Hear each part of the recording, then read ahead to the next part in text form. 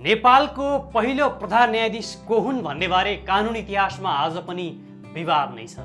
एकातिर 2007 सालको अन्तरिम शासन विधान, जसलाई हामीले नेपालको दोस्रो संविधान भन्छौं, त्यसलाई कार्यान्वयनमा ल्याइएपछि 2008 सालमा प्रधान न्यायाधीशका रूपमा नियुक्त भएका तत्कालीन प्रधान न्यायाधीश हरिप्रसाद प्रधानलाई नेपालको पहिलो प्रधान न्यायाधीशका रूपमा धेरै सामान्य ज्ञानका पुस्तकले लेखेको र कतिपयले भनेको सुन्छौं। तर त्यो भन्दा 11 वर्ष अघि नै प्रधान न्यायालयको स्थापना भइसकेको र प्रधान न्यायाधीशको पनि नियुक्ति भइसकेको थियो। आजको सर्वोच्च अदालत भनिने त्यसबेलाको प्रधान न्यायालयको स्थापना तत्कालीन प्रधानमन्त्री जुद्ध शमशेर राणाबाट विक्रम सम्वत 1997 साल श्रावण 1 गते भएको हो। नेपालमा पहिलो पटक न्यायाधीश प्रदान गर्न प्रधान न्यायालयको स्थापना भएपछि त्यसको पहिलो प्रधान न्यायाधीश नियुक्त गर्नुपर्ने थियो। पहिलो प्रधान न्यायाधीश नियुक्तिका लागि नेपालमा पहिलो पटक चुनाव भयो। सायद प्रधानमन्त्री जुद्ध शमशेरले सिधै आफ्नो छोरा बहादुर शमशेरलाई प्रधान न्यायाधीशमा नियुक्त गर्दा कतै आलोचना पो हुने हो कि सोचेर हो वा किन हो उनले चुनाव गराउन चाहे। प्रधान न्यायाधीशका लागि अर्का दावेदार थिए मोहन शमशेर, जो पछि अन्तिम राणा प्रधानमन्त्री पनि बनेका थिए। प्रधान न्यायाधीशका लागि बहादुर शमशेर र मोहन शमशेर बीच भएको चुनावबाट बहादुर शमशेरको जित भयो र उनी नेपालको पहिलो प्रधान न्यायाधीश बनेका थिए। तर त्यस बेलामा प्रधान न्यायाधीश भनेर भनिँदैन थियो, न्यायाधीश जनरल भनेर पुकारिन्थ्यो। त्यही नै प्रधान न्यायाधीशका लागि भएको पहिलो र अन्तिम चुनाव थियो। त्यस उपरान्त प्रधान न्यायाधीशका लागि कहिल्यै चुनाव भएन।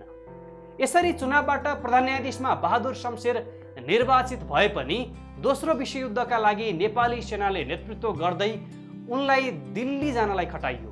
त्यसो भए त्यहाँबाट बहादुर शमशेर फर्केर नआउन्जेलसम्मका लागि कामचलाउ प्रधान न्यायाधीशका रूपमा जुद्ध शमशेरकै अर्का छोरा सूर्य शमशेरलाई कार्यवाहक न्यायाधीश जनरल तोकियो।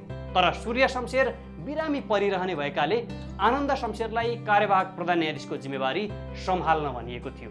तर जब 2000 सालमा बहादुर शमशेर दिल्लीबाट फर्केर आएपछि उनले न्यायाधीश जनरल चलाए। बहादुर शमशेर आइसकेपछि त्यसअघि न्यायाधीश जनरल चलाएको आनन्द शमशेरलाई सिधै निकाल्न त भएन, त्यसैले उनलाई असिस्टेन्ट जनरल अथवा उप प्रधान न्यायाधीशको पदवी दियो। यसरी नेपालको इतिहासमा पहिलो पटक उप प्रधान न्यायाधीशको पदको सिर्जना गरिएको त्यो नै पहिलो र अन्तिम पटक थियो। त्यसपछि बहादुर शमशेरको स्वास्थ्यको अवस्था र कार्यबोझलाई कारण देखाएर 2002 साल असोज 6 गते बहादुर शमशेरको ठाउँमा वसन्त शमशेरलाई प्रधान न्यायाधीशमा नियुक्त गरी सनद जारी गरियो। यसरी वसन्त शमशेर राणा दोस्रो प्रधान न्यायाधीश बन्न पुगे। 2007 सालसम्म वसन्त शमशेरले नै प्रधान न्यायाधीश भएर प्रधान न्यायालय चलाए। 2007 साल फागुन 7 गतेको परिवर्तनपछि वल्लभ शमशेर जवरालाई कामचलाउ प्रधान न्यायाधीशमा ल्याइयो। राणा शासनको अन्त्यपछि बनेको राणा र काङ्ग्रेसको संयुक्त सरकारले वल्लभ शमशेर राणालाई कामो प्रधान न्यायाधीशका रूपमा ल्याउने नियुक्ति पत्रमा गृहमन्त्री विश्वेश्वर प्रसाद कोइरालाले सही गरेका थिए। वल्लभ शमशेरलाई कामचलाउका रूपमा मात्रै नियुक्त गरिएको इतिहासविदहरूले उनलाई प्रधान न्यायाधीशमा राखेका छैनन्। त्यसपछि के भयो भन्दा राणा शासनको अन्त्यपछि प्रजातान्त्रिक ढङ्गले शासन चलाउन नेपालको नयाँ संविधान 2007 जारी गरियो, अन्तरिम शासन विधान नाम दिएर। त्यसको दफा 32 मा नेपालमा एक प्रधान न्यायालय रहने र त्यसको गठन, अधिकार तथा कार्य कानुन बमोजिम तोकिनेछ भनियो।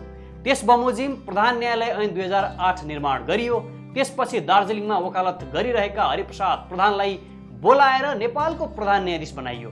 प्रधान न्यायालय ऐन 2008 को दफा 8 मा प्रधान न्यायाधीशको लागि नियुक्त गर्नुपर्दा 10 वर्षसम्म वकालत गरेको नेपाली नागरिक योग्य हुने भनिएको थियो। तर पछि त्यही ऐनमा संशोधन गरी नेपालको नागरिक नपाइएको विशेष अवस्थामा नेपालको नागरिक नभए पनि लायक व्यक्ति उक्त पदको लागि उपयुक्त मानिनेछ भनेर संशोधन गरियो र हरिप्रसाद प्रधानलाई प्रधान न्यायाधीशमा पद बहाली गरियो।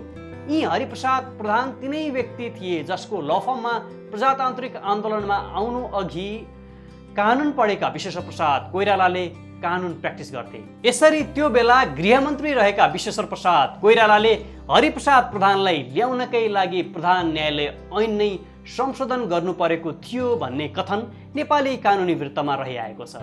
यसरी हरिप्रसाद प्रधान नेपालको तेस्रो प्रधान न्यायाधीशका रूपमा नियुक्त भएका हुन्।